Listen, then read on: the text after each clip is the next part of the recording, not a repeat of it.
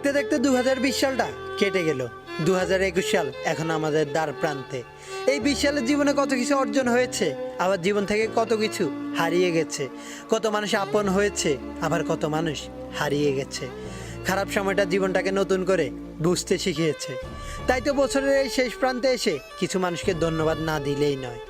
ধন্যবাদ সেই সব মানুষকে যারা আমার ভালো এবং খারাপ উভয় সময় আমার পাশে ছিল, যারা আমাকে স্বার্থের জন্য নয় স্বার্থহীনভাবে ভালোবেসেছিল।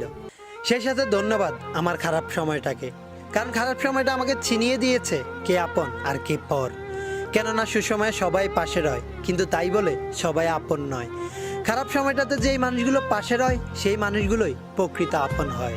ধন্যবাদ কিছু বন্ধুরূপী বেঈমানকে, যারা বন্ধুত্বের দোহাই দিয়ে সুযোগ বুঝে আমার সাথে বেঈমানি করেছিল।